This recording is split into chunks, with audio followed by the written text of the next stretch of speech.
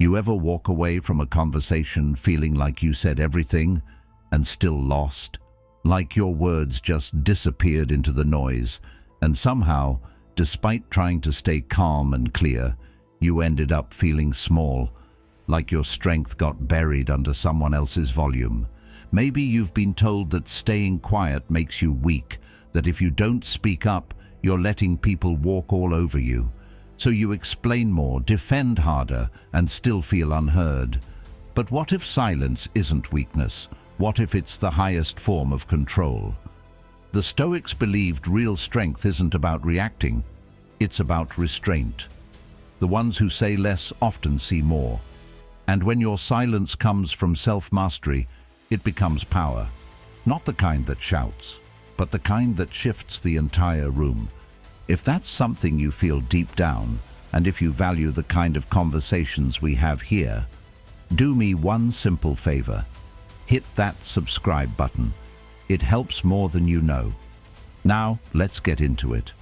You don't gain the upper hand by reacting. That's where most people go wrong. They assume the fastest reply or the cleverest comeback wins the game. But that's just surface noise. True intelligence doesn't rush into the spotlight. It steps back, takes a breath, and watches everything unfold. Outsmarting someone isn't about volume or speed. It's about perspective. It's seeing the whole board clearly while others are too busy focusing on their next move. You give them space to talk, to reveal, to stretch themselves thin. All the while, you remain still, not passive, but precise. That stillness isn't emptiness. It's loaded with intention. It's the discipline to hold your fire. It's the kind of quiet that carries weight because it doesn't need to prove anything to be powerful. This works because silence, when grounded in strength, unsettles people more than any argument ever could. In a world addicted to noise, silence feels like something's missing, like something must be wrong. Many see it as a weakness, a void, or even surrender. But in reality, silence is often the strongest stance a person can take. It doesn't chase control, it is control. Carl Jung once said, "Until you make the unconscious conscious, it will direct your life and you will call it fate." That's the quiet power of silence. It brings what's hidden to the surface. While others try to figure you out, they begin to unravel. In trying to read your stillness, they reveal more than they intend, their fears, their insecurities, their true intentions.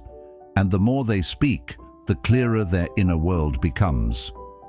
People tend to talk the most when they feel the most uncertain. In conflict, they ramble, repeat themselves, and offer explanations no one asked for, not because they're confident, but because they're afraid. Afraid of being wrong, afraid of being exposed, afraid of what might surface if the talking stopped.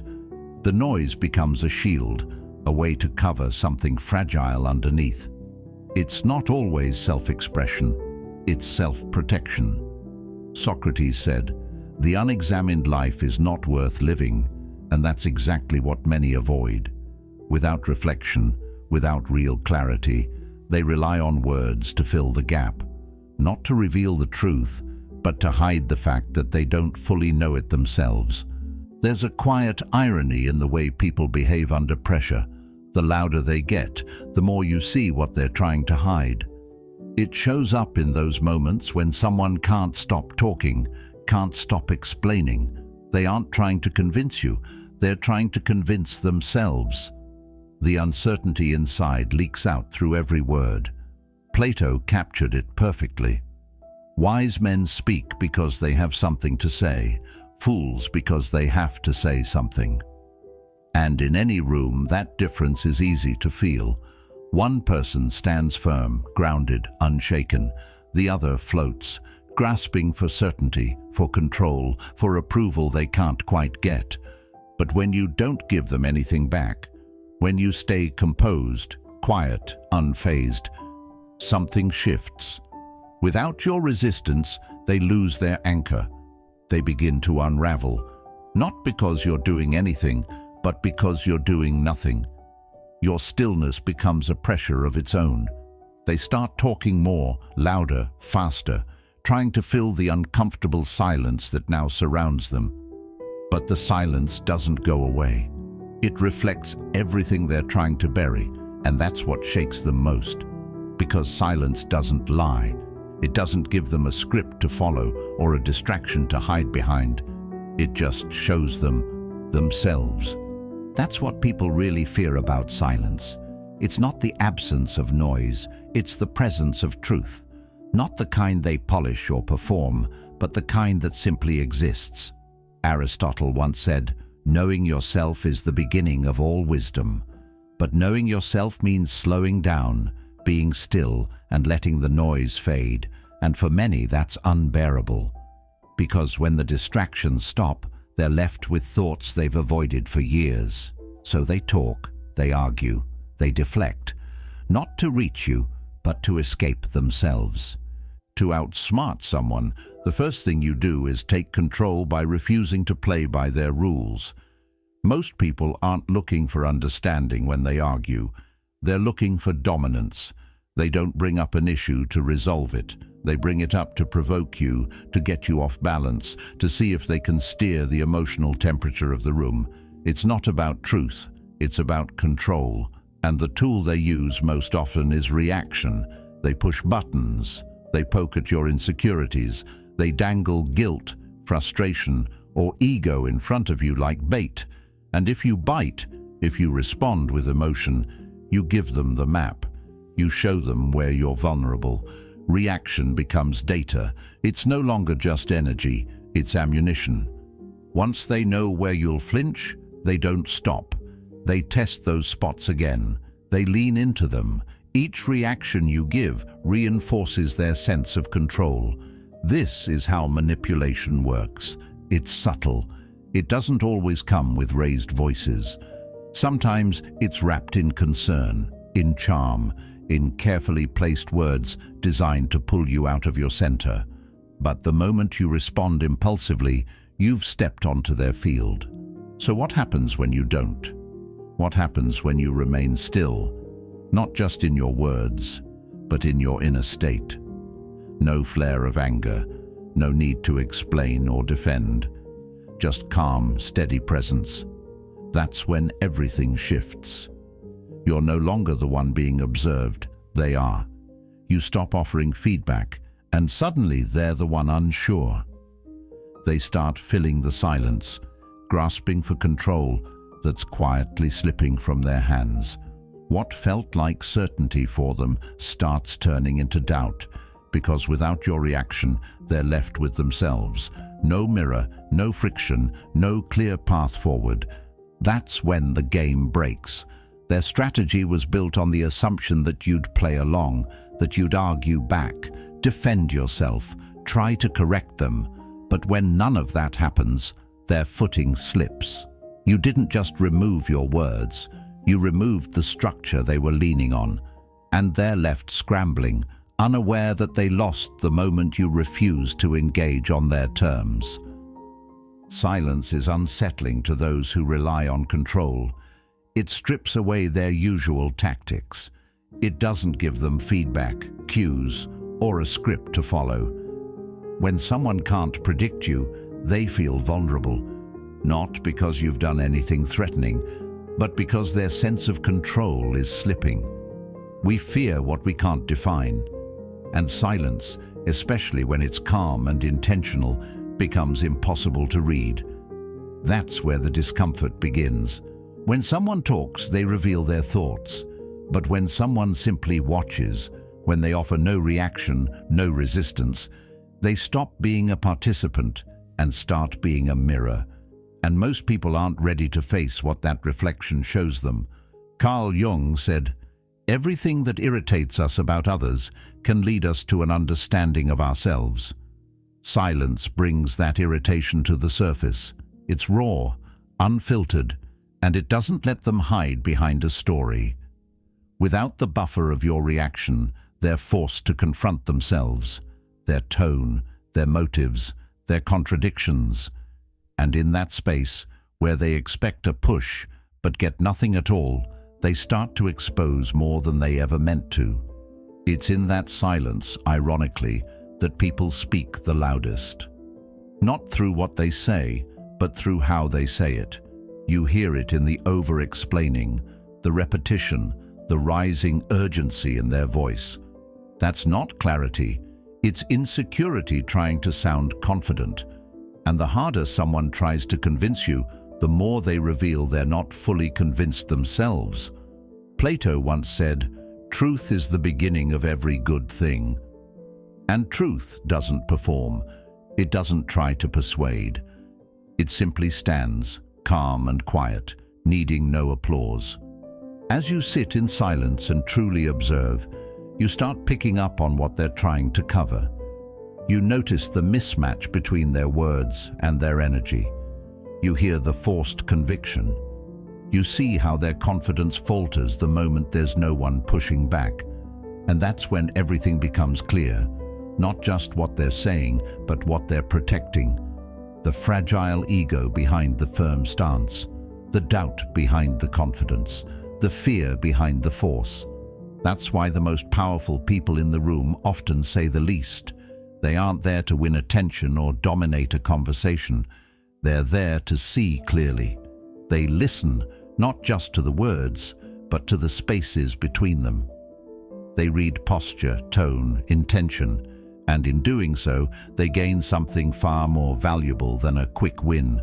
They gain insight, they spot the cracks, and while others keep talking, they collect everything they need, quietly, confidently, without saying a word. Why interrupt someone who's already revealing everything you need to know?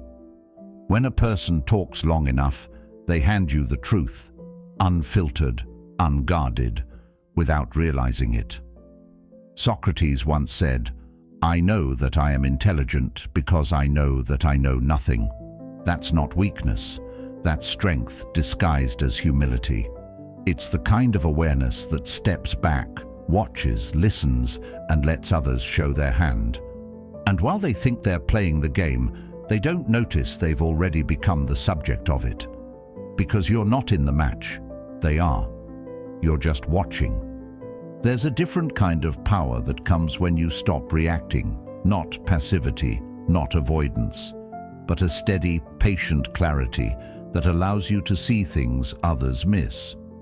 When silence is no longer the absence of voice, but the presence of awareness, everything shifts. You stop trying to win arguments and start reading them. You stop trying to explain and begin to understand. The less you need to speak, the more you start hearing. The truth isn't always found in what's said, but in what someone feels compelled to say. And when you give someone space, when you let them unravel without interruption, they often reveal more than they ever intended. Silence, when it's rooted in confidence, doesn't make you invisible. It makes you undeniable. You're not hiding. You're not shrinking. You're standing so still, so solid, that your presence starts speaking for itself. And real control doesn't need applause. It doesn't need to be flashy. It doesn't announce itself to the room. It simply exists, and the room feels it. Carl Jung captured this when he said, "He who looks outside dreams. He who looks inside awakes." That inner awareness, that unshakable calm, becomes a shield nothing can penetrate. Because once your strength comes from within, there's nothing external that can take it away. Think of the person who remains calm in a heated exchange, not because they're suppressing something, but because they've mastered it. They're centered, steady, fully present. The energy in the room bends toward them without effort. The louder voice starts to lose its footing.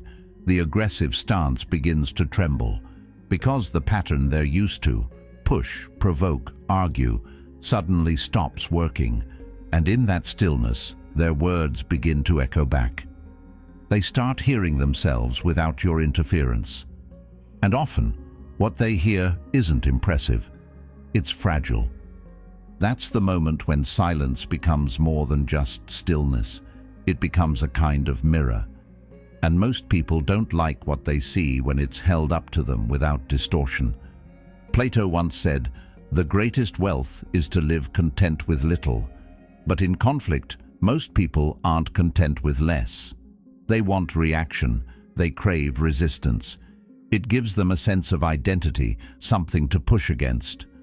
But when that resistance doesn't come, when your face doesn't flinch and your words don't arrive, they're left facing the one thing they've been running from: themselves. And that's where your power is. Not in overpowering them, not in having the last word, but in letting silence do the work. It strips away the performance, the defense, the noise, and reveals the truth. Not just about them, but about you.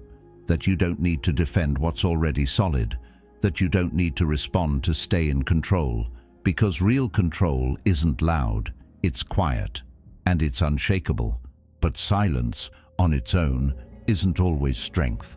It can just as easily become avoidance if it isn't grounded in clarity. If you stay quiet because you're afraid to speak, or because you've convinced yourself your voice doesn't carry weight, that's not control. It's self-abandonment. True silence, the kind that commands presence, comes from knowing exactly why you're choosing not to speak. Aristotle put it simply, knowing yourself is the beginning of all wisdom. And that self-knowledge is what separates strategic silence from passive silence. The first is a choice. The second is a retreat. One holds power, the other leaks it. The silence we're talking about isn't silence out of fear. It's the kind rooted in discipline. The stillness before a move that shifts the entire game. The pause between stimulus and response that makes what comes next carry real weight. It's not about withholding, it's about wielding. And the moment you can pause when every part of you wants to react, you flip the entire dynamic. You stop being the one pushed around by someone else's emotions, and you become the gravitational center of the interaction. When you stop reacting, you change the rhythm. You take the predictability out of the exchange. That alone causes a shift. The one who was loud, certain, demanding, now they're second-guessing themselves. The confidence turns shaky. The volume starts to mask uncertainty. Because people expect a reaction, they're used to triggering one, and when it doesn't come, they don't know what to do. That's the real disruption, not the silence itself, but the unpredictability it introduces. And unpredictability has always carried power. It unsettles people. It strips away their certainty and replaces it with doubt. The human mind, when faced with uncertainty, begins to imagine scenarios. It fills the gaps with projection, insecurity, and fear. Socrates once said, "I cannot teach anybody anything, I can only make them think." Strategic silence forces thought. It pushes people inward, not to examine you, but to examine themselves, their approach, their reasoning, their motives. And once someone starts looking inward in the middle of a conflict, the power they once felt begins to dissolve. This is what makes silence so effective when used with intention. It's not about proving a point. It's about letting the space between words reveal what no explanation ever could. So when you find yourself in a moment where someone is pressing you to react, to defend, to prove yourself, pause. You don't need to give them what they're looking for, because often the most powerful move is to let them show their hand while you show nothing at all. Not because you have nothing to say, but because you already know your silence says everything. People aren't truly shaken by loud voices. They're shaken by what they can't read. Mystery unnerves them far more than noise ever could. It lingers in the air, creates tension, and forces the imagination into overdrive. That's the quiet advantage of someone who doesn't reveal too much. When people can't figure you out, when they can't predict how you'll respond, they feel out of control. And control is what most people are secretly trying to hold on to in every conversation. If they don't know where you stand, they don't know how to prepare for you. If they can't prepare, they can't manipulate. And that makes you dangerous, not because you're loud or aggressive, but because you remain unreadable long enough for them to lose their script.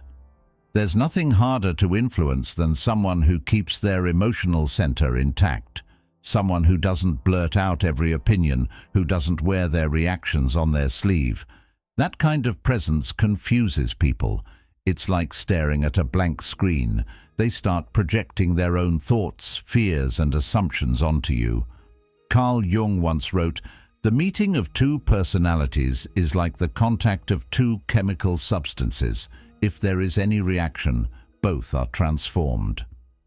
But what happens when one of those substances remains neutral? When one person refuses to react, stays grounded, just watches, the other becomes exposed. Not because they were challenged, but because they were left to reveal themselves. And in that subtle exchange, it's the quiet one who holds the power. The wisest people in the room often say the least. And that's not because they're quiet by nature. It's because they've already seen the outcome. They know that speaking too quickly can give away more than intended. Every word you offer is a piece of your internal map. What you think, what matters to you, what provokes you. The truly intelligent choose their moments. Plato captured this when he said, "Wise men speak because they have something to say, fools because they have to say something." The wise don't speak to be heard. They speak to make a move. Their words aren't reactive. They're intentional, calculated, timed, not for impact alone, but for precision. There's a kind of quiet strategy in listening more than speaking, in letting others fill the air while you gather everything, energy, information, leverage. And when you finally do speak, it lands. Because the room knows you don't speak just to fill the silence. You speak to shift it. Treat your words like a weapon, not one to be flashed for show, but one carried with discipline. A sword isn't drawn for every minor offense. It's reserved for moments that matter, moments that require clarity, precision, and undeniable impact. That's how intelligent people use language. Not as decoration, not for display, but as a tool of intention. They know the cost of careless speech. Every word can expose something, invite something, or reveal more than it should. So they choose their moments. Precision over performance, impact over impulse. They don't speak to prove, they speak to shape. Because real power isn't about saying more, it's about saying just enough. And sometimes not saying anything at all. But silence by itself isn't what makes them powerful. It's what stands behind it. Silence without presence is just space, easy to overlook, easy to dismiss. But silence backed by grounded presence, that's something else entirely. That's the kind of stillness that shifts the energy in a room. It unsettles not through aggression, but through sheer composure. You don't have to move a muscle or speak a word to change the atmosphere. You simply stand in who you are. No apology, no performance. And people around you start adjusting, not because you made them, but because your presence made them feel they needed to. There's something unspoken that happens when a person walks into a room with real presence. It tells you everything before they say a single word. That quiet confidence, that centered stillness. It speaks volumes. It says, "I know who I am."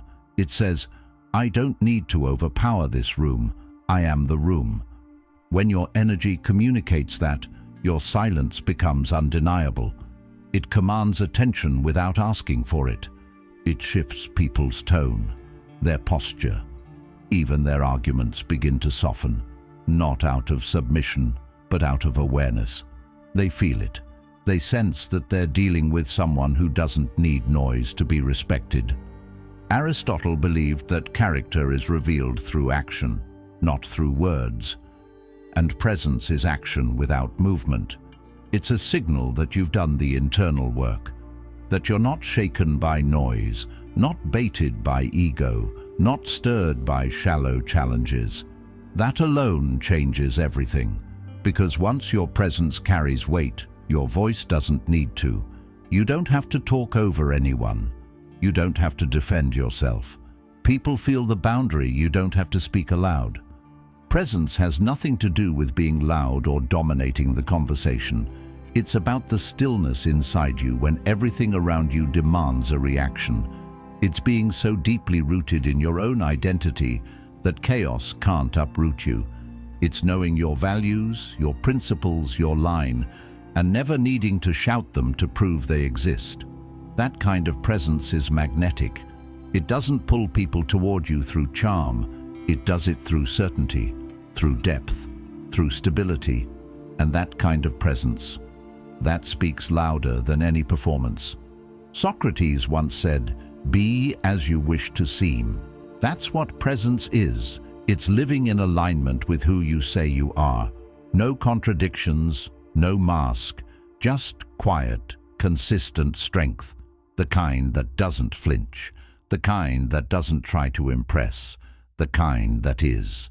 And that presence, it speaks before you ever open your mouth. It shifts the room, not through force, but through the weight of your stillness. People can feel when you're not seeking validation, when you're no longer afraid of being misunderstood, when you're fully at peace with being exactly who you are. That kind of energy changes how others behave without you having to say a thing. They start to tread more carefully, not because you intimidated them, but because your calm exposes their noise. As Carl Jung said, the privilege of a lifetime is to become who you truly are. When you've reached that point, when your identity no longer hinges on being seen, accepted, or understood, your silence begins to speak louder than any defense ever could. And when you do speak, that's when everything shifts. Because people know it's not filler. It's not an emotional outburst or an attempt to dominate. It's deliberate. The silence that comes before your words builds tension, real tension, and the silence that follows lets every word land deeper, echo longer. There's no need to speak over anyone when one quiet sentence holds more weight than 1,000 desperate ones. As Plato once said, "A wise man thinks all he says, but a fool says all he thinks." That's what presence gives you, the discipline to wait until it matters, and the power to make it count when it does. But how do you reach that level? How do you become the kind of person whose silence commands more than most people's speeches? You train yourself to sit in discomfort. You stop running from it and start using it as a sharpening stone. You learn to stay still when someone misjudges you, when they throw unfair labels, when they assume things you know aren't true. Your ego will want to fight back. It will scream for the last word, the correction, the need to be seen clearly. But real strength is found in resisting that scream. It's in choosing peace over performance. Aristotle said, "Knowing yourself is the beginning of all wisdom." And when you truly know yourself, no one's misunderstanding can shake you. You don't need to chase clarity from others. You already have it within. That level of self-possession is rare. That's why it's so powerful.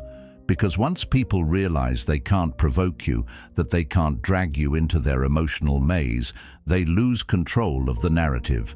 They can't play a game you refuse to join.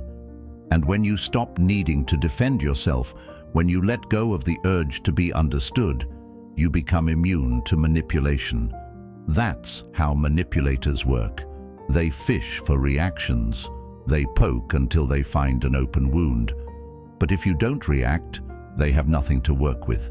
You give them no blueprint, no access, no entry point, and that makes you untouchable.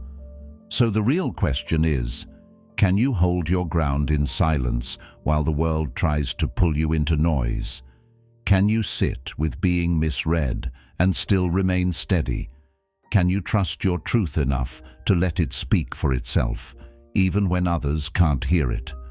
Because in that silence lies your control. In that restraint lives the strength most people never find. It's in that stillness, that refusal to explain or defend, where your power fully emerges. Let go of the need to be right, the need to be seen, the need to be cleared of someone else's misunderstanding. That need is not power, it's dependency. It's your ego's plea for acceptance disguised as logic. But when you release that need, when you stop asking for permission to exist as you are, you step into something far more grounded. You become the kind of person who doesn't have to prove anything, because who you are already proves it. What do you put in place of that constant urge to react? You replace it with observation, real, focused attention. You let patience take the lead. You sit in stillness, not because you're frozen, but because you're thinking. That kind of stillness isn't passive, it's tactical. It's what happens when you're watching the entire board unfold while everyone else is too busy chasing their next move. Carl Jung said, "Who looks outside dreams, who looks inside awakes." The moment you stop reacting, you start tuning in, not just to what's happening, but to the why behind it. You begin to see the performance underneath the words. You start noticing who's speaking from truth and who's just trying to keep their mask from slipping. There's a pattern to it. The nervous energy hiding behind confidence, the repeated explanations, the constant need to be right, the passion that feels more like panic. You can hear the cracks in their voice, see the hesitation in their rhythm, feel the overcompensation in every word. Plato once said, "Truth is the beginning of every good thing," and truth doesn't shout, it doesn't over-explain, it doesn't try to convince you it's real, it just is. That's how you know. When someone tries too hard to prove something, it's often because deep down, they don't believe it themselves. So what do you do when you see it? Nothing. That's the power. You don't need to correct them. You don't need a cutting line or a brilliant comeback. You just hold the silence and let them unravel in it. Every word they speak becomes a reveal. Every attempt to hold control starts pointing directly to where they feel least secure. Their own noise does the work for you. All you have to do is give them the space to fill it, and they will. They always do. That's when the argument falls apart, not because you picked it apart, but because it couldn't hold itself up. You didn't engage, and still, you won. How? By never playing the game in the first place. You don't outtalk people who want a reaction. You outweight them. You stay steady. You let the noise spin itself out until the truth stands alone. Their contradictions, their cracks, their insecurities, they surface naturally without you needing to say a single thing. That's how you outsmart someone. You let them reveal everything while you reveal nothing. But here's where people get it twisted. Silence alone isn't always power. If you're staying quiet out of fear because you think you don't matter or because you've been taught to shrink, then that silence is just a cage. It doesn't protect you, it isolates you, and over time it turns into resentment, the kind that builds quietly until it breaks you down from the inside out. Powerful silence is a choice. It comes from knowing exactly who you are and deciding that you don't need to prove it.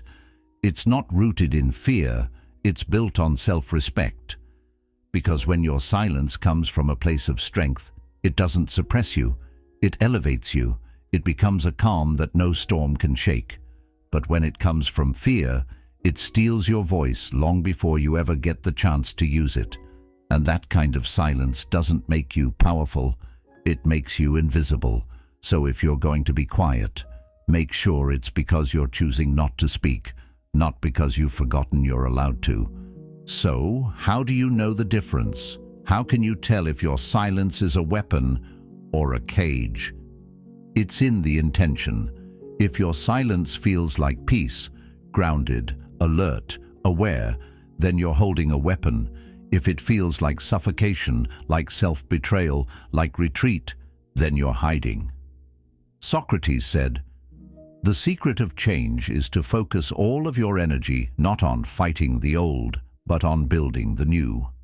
Silence used wisely builds. It strengthens your position.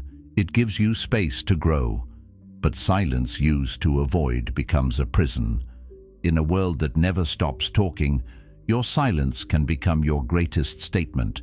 You don't need to shout to be heard. You don't need to explain to be understood. Stand still, be calm, and let the world adjust to your presence. If this spoke to something deep in you, there's another video waiting on the screen that will take this even further. Watch that next. Thank you for being part of Stoic Journal. Your presence here means more than you know.